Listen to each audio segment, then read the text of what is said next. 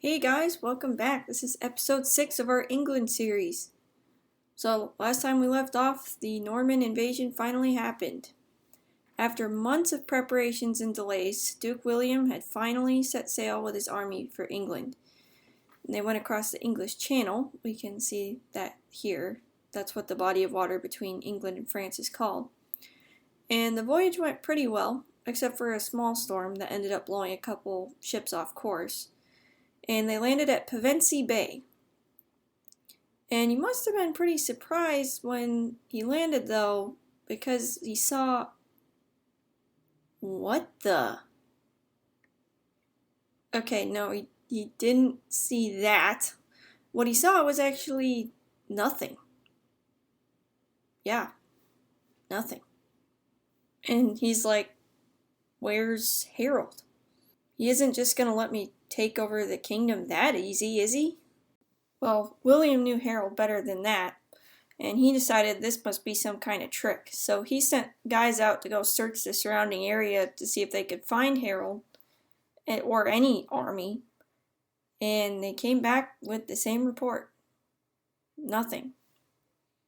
And William was delighted about this. I mean, maybe taking over England was going to be easier than he thought. So he and his guys built a fort at Hastings, which is a town about 12 miles to the east of Pevensey Bay. And from here, they raided and harassed the surrounding countryside. And the men from the ships that got blown off course joined them here eventually. They had landed at Romney, where they had fought with a small army of Saxons and defeated them. But it wasn't Harold and his big army. They still hadn't seen any sign of that. For about 2 weeks, the Normans made trouble in the south, but at last, King Harold came to the rescue. And you might wonder, why did he wait 2 weeks? Well, it might seem like a long time, but you have to remember that Harold and his guys had just fought a desperate battle back up at Stamford Bridge, and they were very weary and had lost a lot of men. And now they had to march all the way 256 miles back south to meet the Normans. So, actually, if you look at it, it's actually quite amazing that they were able to make it there in that amount of time. Plus, Harold had also been gathering up new recruits as they were going, and that takes time too. So when King Harold and his army got to Hastings, they set up camp on Caldbeck Hill, which was just a short distance away from William's fort. And there's an account that King Harold sent a message from here to Duke William, but we don't know what he said. And if he was asking for peace, we can clearly see that nothing became of it, because the very next morning, the battle lines were drawn. So the Saxons formed a shield wall on top of their hill in a solid line, and the Normans separated into 3 divisions at the bottom of the hill. The middle force was commanded by Duke William himself, and the left was led by a Breton noble named Alan the Red. And the right wing of the army was commanded by none other than Eustace of Boulogne, that count that had made so much trouble in Dover about 15 years ago. And it was the Duke of Normandy who made the first move. He ordered his archers to shoot at the Saxons up on the hill, but the arrows did little damage because most of them just flew right over the crest without touching anybody, and those that flew low enough were deflected by the shields. So it was pretty pointless. After this failed, the Norman spearmen made a wild charge up the hill to try and break the ranks. Now, the Saxons did not have very many archers, but that didn't mean they didn't have ammo. They threw spears, axes, and even stones down at the enemy rushing up at them. Still, the spearmen pressed on, but try as they might, they could not break that solid wall of shields.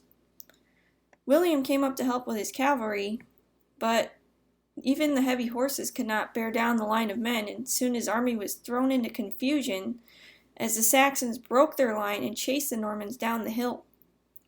And the chaos became only worse when a rumor spread that the Duke himself had been killed. But it was a lie, and as soon as William heard it, he swept off his helmet and cried to his men that he was still alive. And rallying them back together, he charged again at the Saxons, and the Saxons had barely enough time to reform on another little hill to withstand it. The battle lasted for an entire day. Again and again the Normans charged at the shields. They often tricked the Saxons into thinking they were running away, but as soon as the shield wall was broken, the Normans would turn around and attack them while they were disordered. The Saxons managed to reform after each attack, but slowly their numbers began to dwindle. Among those killed were two of King Harold's younger brothers who had come to fight with him, Gurth and Leofwine. And at last, Harold himself was struck down. And we don't know exactly how he died. The commonly held story is that he was killed by an arrow to the eye. But whatever the case, we know that he died bravely, fighting with his men against the invaders. And at his death, the Saxons lost heart, and they began to run away, except for a few, and Harold's royal guardsmen that stood around the body and kept fighting. But in the end, they were defeated.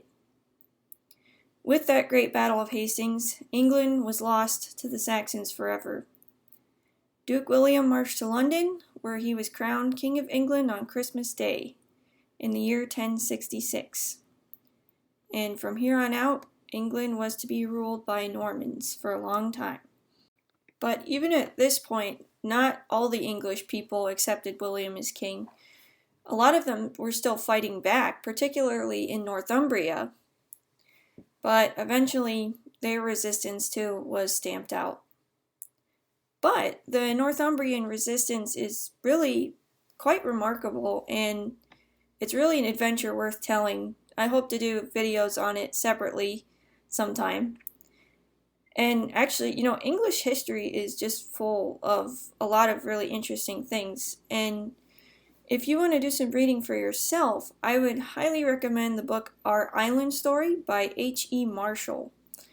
And it's a book written for kids, but I benefit from it myself. I think it's great for all ages. So I would highly recommend that. And anyways, I hope you guys enjoyed the video, and we'll see you next time.